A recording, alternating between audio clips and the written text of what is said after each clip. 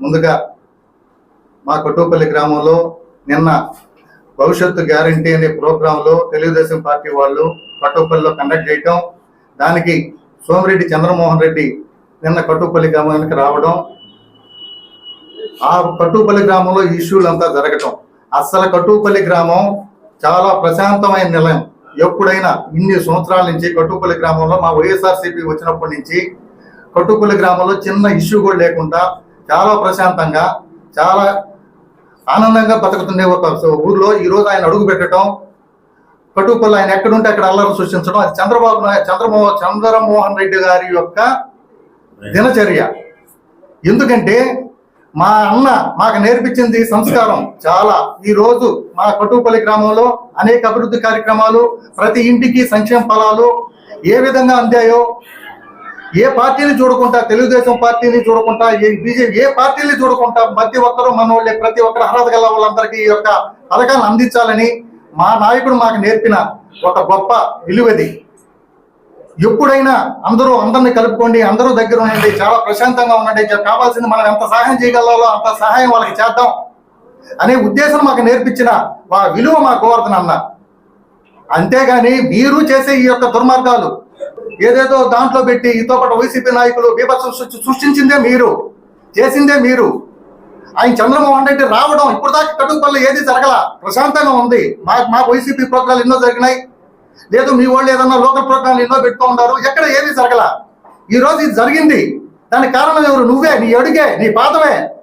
లేకుంటే అట్టుండదు కదా, కట్టుపల్లి బాగుండింది కదా. మా ప్రోగ్రాలు ఎన్ని జరిగినా అలా ఉంటే, మీది ఏదైనా చిన్న ప్రోగ్రాం ఏదైనా జరిగినా నువ్వు అడుగు పెట్టావు. ఈరోజు కట్టుపల్లికి నీతో పాటు నువ్వు కొట్టడం ఏంటి? ఏదో ఒకటి అలపడతో ఒక నాయకుడిగా నువ్వు ఉన్నావు, అక్కడ ఒక నాయకుడిగా నువ్వు వచ్చావు. నేను పెద్ద గొప్ప అనుకుంటున్నావు కదా, నాయకుడిగా నువ్వు వచ్చినప్పుడు ఏదన్నా ఒకటి అలపడ చేస్తే వాడిని నువ్వు సర్ది పంపించి నీ యొక్క విలువ నువ్వు కాపాడుకోవాల్సిన విలువ నీకు ఉంది. కానీ నువ్వేం చేసావు? మూగుమ్మడిగా వాడు దాడి చేయించి ఒక ఎస్సీ అనే పిల్లలు కూడా చూడకుండా ఒక్కడిని పెట్టి నువ్వు కొట్టించావు. నువ్వు నీ కార్యకర్త చేత కొట్టించింది, నువ్వు వాడిని భయంకరంగా కొట్టింది. కానీ ఇది కరెక్ట్ కాదు. నేను లేను నిన్న, నువ్వు వాడిని కొట్టడం, నువ్వు వాడిని చేయటం, మీ కార్యకర్తలను తెలిపి వాడిని కొట్టించటం, నువ్వే స్టేషన్కి వచ్చి వాడి మీద 307 కేసు పెట్టడం ఎక్కడైనా ఉందా? ఇది నేను ఎప్పుడైనా చేసాము ఆ విధంగా? కరెక్ట్ కాదు ఇది. ఇది దినచర్య కాదు. మా నాయకుడు మాకు అన్ని నేర్పిలా, మా నాయకుడు మాకు నేర్పించుంటే మేము ఇంకా కూడా చాలా ఇదిగా ఉంటాం. ఎప్పుడు మా గోవర్ధన్ అన్న మాకు ఒక మంచి మార్గంలో చూపించాడు, మంచి నడవడికలో నడవమన్నాడు, మంచి పద్ధతిలో పోన్నాడు, మనకంటూ ఒక విలువ ఉండాలన్నాడు. ఆ విలువతోనే ఈ రోజు సర్వేపల్లి మొత్తం వైసీపీ వశమవుతుంది, అది అందరికీ తెలుసు. దీనికోసం ఎందుకు ఈతో పాటు చిల్లర రాజకీయాలు మీరు చేయటం? ఇది కరెక్ట్ కాదు. నువ్వు ఎక్కడ ఉంటే అక్కడ చేయటం ఇది అవసరమా? కరెక్ట్ కాదు. ఇదే ఒకటే చెప్తున్నా, వైసీపీ కార్యకర్తలన్నీ మేము మా అన్న అడుగుజాడల్లో, మా అన్న నమ్ముకున్న సిద్ధాంతాల్లో తలదించుకున్నామే, కానీ ఇది కరెక్ట్ పద్ధతి కాదు. దీనికి మేము తగిన మూల్యం చెల్లిస్తాం.